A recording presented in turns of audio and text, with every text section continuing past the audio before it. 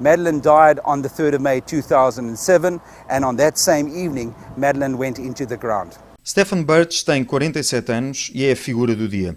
Este empresário sul-africano diz ter descoberto os restos mortais de Maddie numa propriedade a escassos metros do aldeamento Ocean Club, de onde a menina desapareceu a 3 de maio de 2007.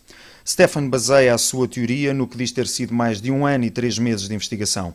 A investigação ficou concluída nos últimos 15 dias, altura em que se deslocou a Algarve para recolher o que considera ser a conclusão da sua pesquisa.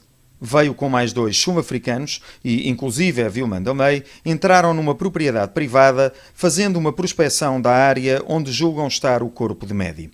O Expresso confirmou, junto de um geólogo, que a máquina utilizada para fazer o scan do terreno é a tecnologia mais avançada que existe para esse efeito atualmente. Também confirmamos com o mesmo especialista que o resultado dessa prospecção revela que existe alguma coisa enterrada no local, embora não seja possível identificar o quê, o que significa que pode ser qualquer coisa e não necessariamente os restos mortais de Madeleine McCann. Conheça Stephen Birch numa entrevista exclusiva ao Expresso, dada no aeroporto de Lisboa quando regressava à África do Sul, dia 28 de junho. I became interested in the case about a year ago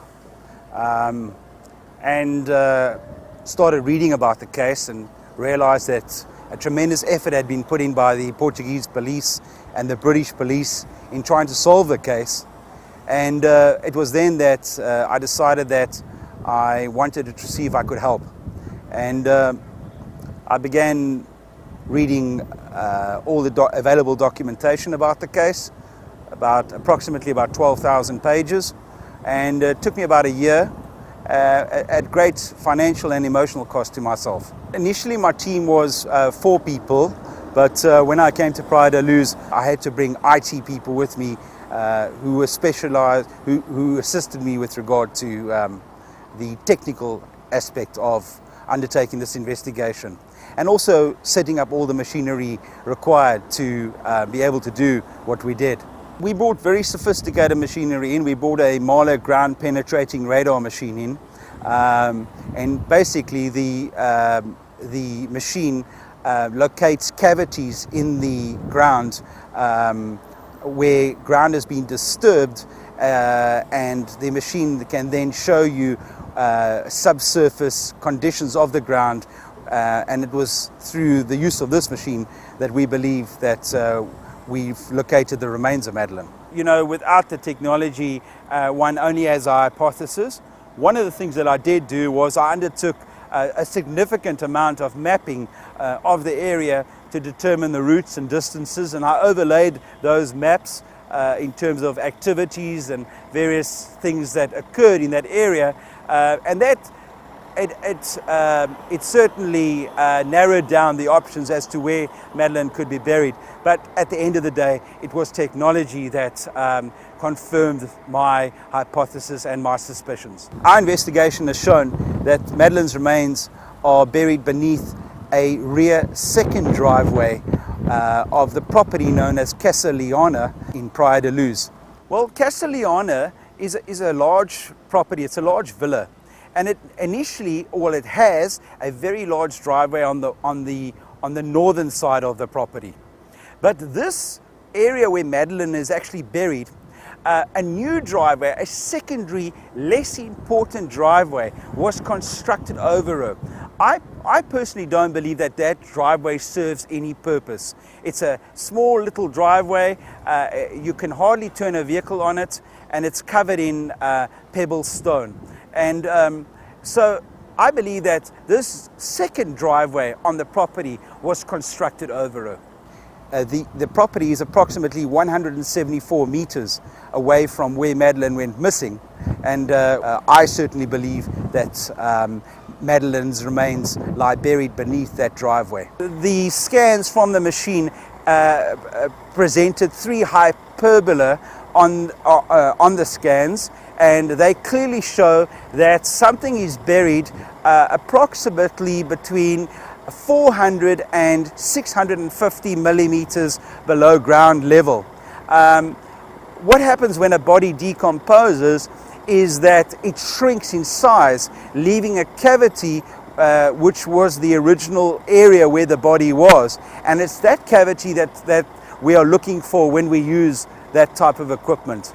Without going into too much detail, my hypothesis is based, and I agree with Mr. Amaral, who put a tremendous effort into this case, that Madeleine's body went into the ground that same evening.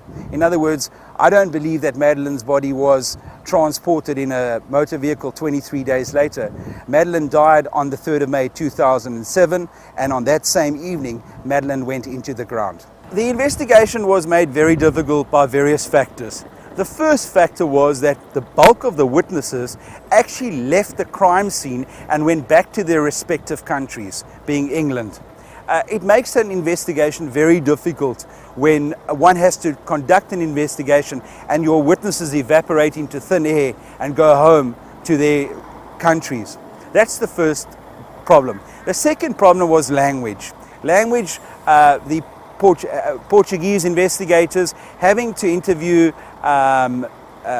English-speaking witnesses, and then also having to rely on British investigators to conduct questions on their behalf, made it very difficult for them, because in an investigation, an investigator normally would be able to change his questions at the spur of a moment. When one is undertaking questions over a long distance, it makes it very, very difficult. And then the third factor that made it very, very difficult for this investigation was the tremendous international response that occurred worldwide and all the various sightings that occurred. I believe that this had a negative effect on the investigation, whereas the investigation should have been narrowed down to the Praia da Luz area. It spread out and became an international investigation, putting pressure on the availability of resources for the police.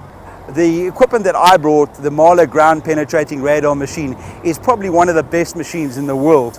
I cannot say whether the Portuguese police have equipment of that standard or better, or whether this was just a case of them just having missed a body, which is quite easy under the circumstances.